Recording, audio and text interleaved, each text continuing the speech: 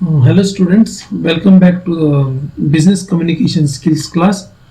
So in the last class we have learnt about the credit letters, the status inquiry, and in this class we are going to learn about the further kind of communication which the seller is going to communicate with the buyer, and we are going to start with the collection letters. In these collection letters we are going to learn the following points: the introduction, methods of collection, stages in writing a collection letter, hints in writing a collection letter, replies to the collection letters, basic principles underlying collection letters. So first we will start with the introduction. Credit plays a very important role in the wholesale or retail business today. The business cannot be expanded if it is carried on only on the basis of cash. It is by extending credit facility that the business can grow.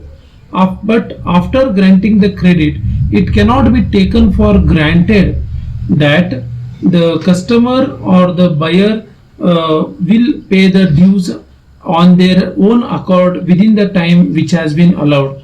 In spite of all the precautions taken by the traders while granting the credit, a large number of accounts fail to fall into the arrears.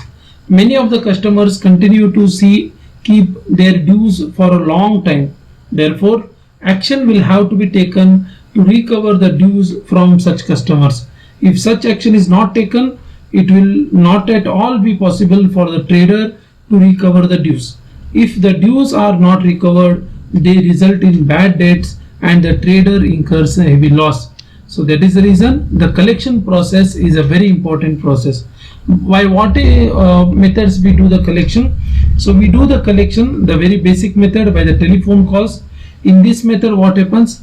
The trader contacts the debtor customer over the telephone and asks him to pay the outstanding dues as early as possible. This method is very cheap, it is very quick, and B, this method may not be useful for all the customers who are habitual defaulters who again and again miss the payments. The second method which we do is the personal approach. Personal approach: the trader approaches the customer personally and requests them to clear the overdues account very early. So what happens? If many people are there, the personal approach method may not work.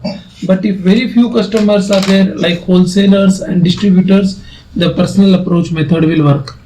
By correspondence. Correspondence is by sending the letters, as we are going to study in this one. So the correspondence is having its own benefits. Number one is the correspondence is economical in nature, because just we have to send a letter which is normally in a pre-printed format, or you can send a mail also. It is also confidential in nature because the letter is only addressed to the person whom we are going to address. And the third is, it is also a permanent and authentic record. So the letter, whatever you are sending to the customer, it becomes a permanent record with the seller or with the this trader who is going to do the collection. Then another method is by telegram. Nowadays I can refer this method as sending SMS or WhatsApp messages. We can use this SMS or the WhatsApp messages. So by in earlier days they used to use the telegram. Now the telegram is not there. This is very quick, and B is gives nearly good results with all the customers. You might have seen whenever your mobile plans is towards very near to the expiry, you start getting SMS from your service provider to recharge again and again. You might have seen you get the SMS related to fees payment from your college. You might have seen you will get the SMS from the credit card bill pending or statement generated. You get SMS related to the EMIs, you get SMS related to the LIC premiums. So what happens? This telegram, SMS, WhatsApp, it can be automated very easily. You no need to push it automatically. The software is available in the market which automatically pushes the SMS on that particular date to that particular contacts in those particular formats whatever you are giving. So that is the reason it is automatic in nature. It saves a lot of time, and in today modern times, this is the most effective method to do the collection when the debtor or the customer is not the defaulter. So another method is by drawing a sight bill of exchange. By drawing a sight bill of exchange means the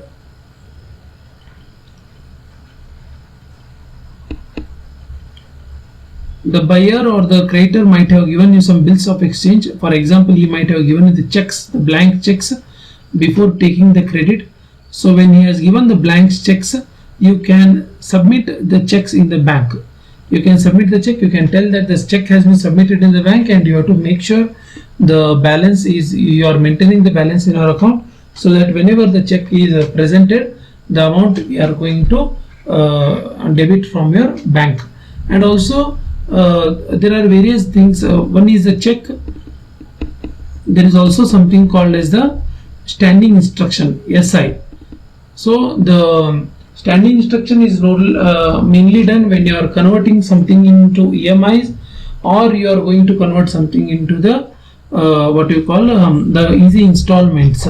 So that time what happens, whenever your EMI date comes, automatically the trader puts the instruction to actually the form is already given by you, signed by you.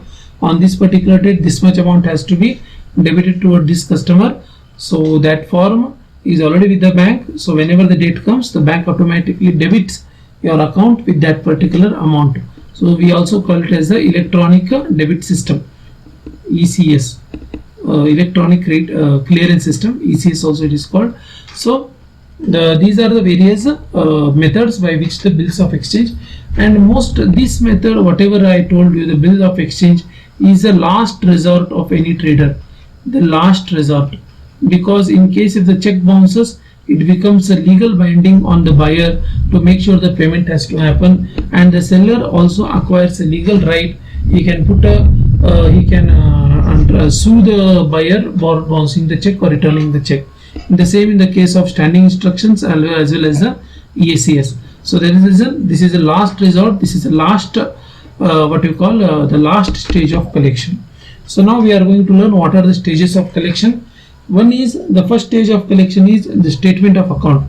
Here what happens, the trader sends to the debtor customer a statement of account informing him that the amount is overdue and asking him to clear the dues as early as possible. This is a casual reminder which the trader sends to his customer who is a debtor. Next is the first reminder. After sending the statement of account, if no response of any kind is received from the debtor, the trader should send a reminder letter to him. In the reminder, he should state that the letter sent along with the statement of account might not have been received by the debtor, or if received, it might not have been come to his notice, and ask the debtor for the favor of early remittance of the overdue account. At this stage, the trader should write the reminder in very polite language without hurting the feelings of the debtor customer, because the customer might have failed to pay the overdue account either due to some miscommunication or unintentionally in this case. So if it is unintentionally, and if the letter is written very strongly, the customer may it may hurt the feelings of the customer. He may immediately make the payment and break the business dealings, or he may never make a payment and become a defaulter. That is the reason while drafting a first reminder, utmost care has to be taken. The second is the strong reminder. So if the earlier two letters are the statement of account letter as well as the reminder, if they both have not been answered, then you can send a strong reminder.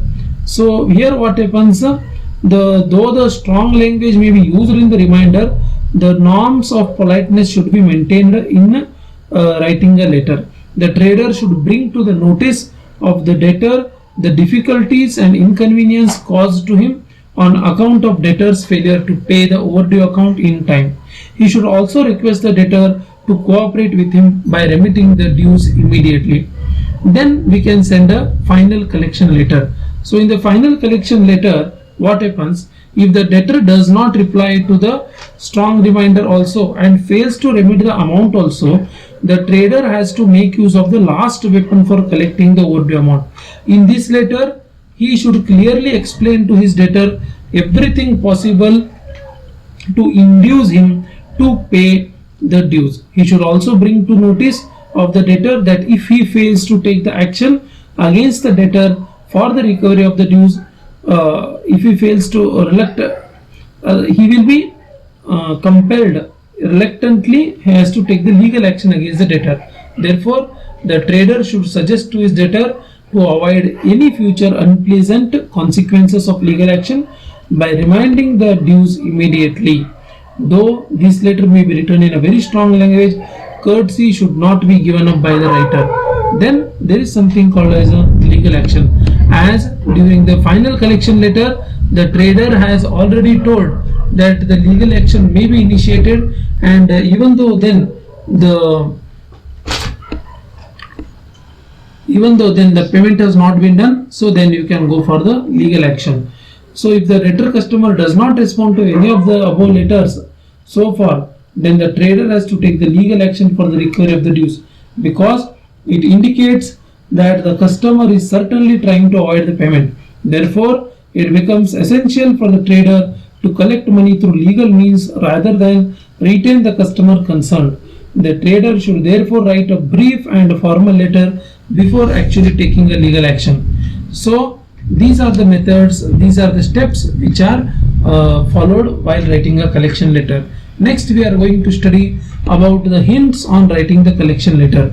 How you have to write the collection letter? You should keep the following points in mind. Number one is, it should be courteous, and at the same time it should be firm in nature. The collection letters will have to be written very intelligently and tactfully. It is a letter, if the letter is written very harsh and curt, the debtor customer may get annoyed and decide not to pay the debt. Even if the debtor clears the entire dues, he will be aggrieved and annoyed over the treatment given to him, and therefore he may altogether stop his business dealings with that dealer in the future. On the other hand, if the collection letter is too soft and mild, the debtor may not give any importance to it, or he may even ignore it. Therefore, while writing the collection letters, the trader has to use utmost skill and tact. The collection letter should not be too sharp and harsh. At the same time, it should not also be too soft and mild. Drafting collection letter is like the task of walking on the rope, where one has to maintain a perfect balance. Hence, while collecting the outstanding dues, the trader must strike a balance between the courteousness and the firmness. The main objective of writing the collection letter is to collect the old dues. The letter has to be so drafted as to fulfill this object. It should enable the trader to keep the goodwill of the customer and at the same time collect the dues. The second is, it should be friendly. The collection letter written by the trader to his debtor should be friendly. A friendly letter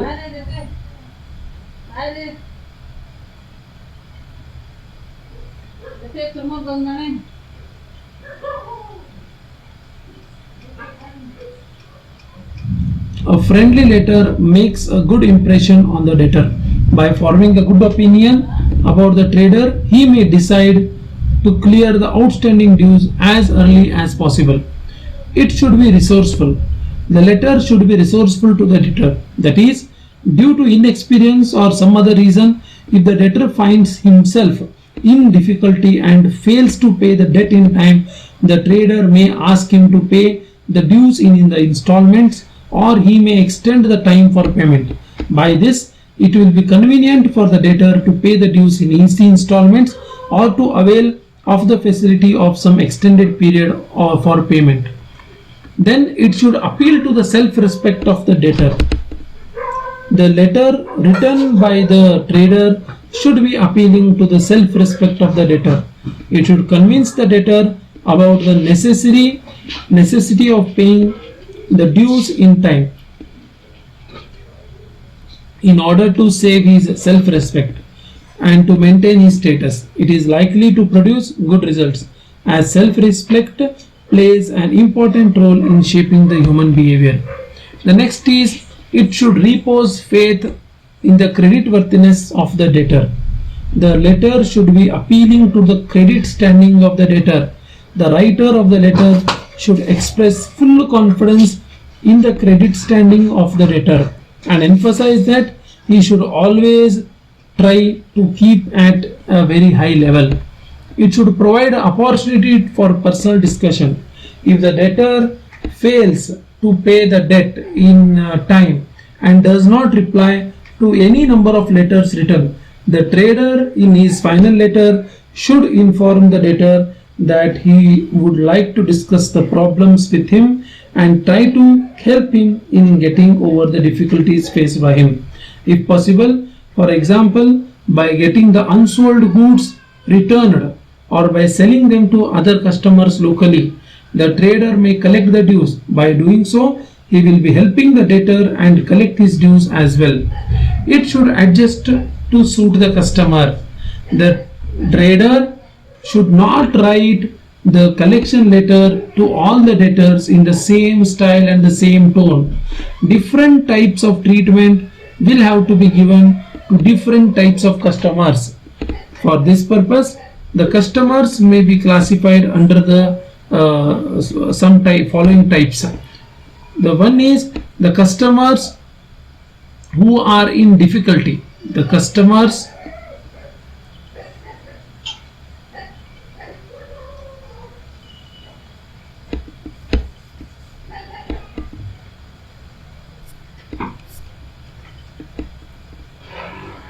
who are in difficulty. So what happens? Some customers are truly in difficulties. Temporarily they are in difficulties. Since they are very honest in business dealings, usually they do not fail in making the payment of their dues. But due to some unforeseen circumstances, sometimes they may fail to pay the dues in time. But they will surely pay the debt at the earliest possible. Therefore, courteous letters will have to be written to each customer. Some customers are dishonest. Dishonest customers means they don't want to pay. The customers who are dishonest, their intention is to avoid the payment of dues or postpone the payment as long as they can. To such customers, courteous but firm letters in the beginning and sharp and blunt letters at the later stage will have to be written. And some customers are negligent customers. Some customers are negligent customers. So it is if the negligent customer is there, the letter is not enough. They are in a habit of paying the debt only after receiving the number of reminders. So you should keep on reminding them. Some customers are of miserly nature. Miserly are those customers whose business is running at extremely low at all point of time and they really don't have any kind of money with them to pay. So they may be reminded of the attractive cash discount. It will induce them to pay the debt early or of the interest they would be required to pay for the payment of dues after the prescribed date. Some customers may be aggrieved or they may be annoyed due to the behavior of the trader. They don't want to pay, they want to teach the lesson to the trader. So in case of aggrieved customers, discussions may be held and help may be rendered to the customer to get over his difficulty and dues may be recovered tactfully. So what are the basic principles underlying the collection letters? As I have told earlier, the collection letters should be very tactfully written. So these are some of the very basic principles we should follow. Number one is we have to collect that debt, but we have to keep the customers. Number two is we have to follow the proper order step by step. And number three is the persons in charge of the credit and collection department should be diplomatic with correct knowledge of human nature.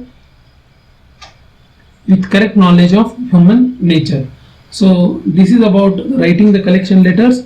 So in the coming video, in the next video, we will study the what we call the formats, the specimen of the collection letter, the first collection letter, the second reminder, the third reminder, and what are the possible replies for that reminder also we are going to study in the next class.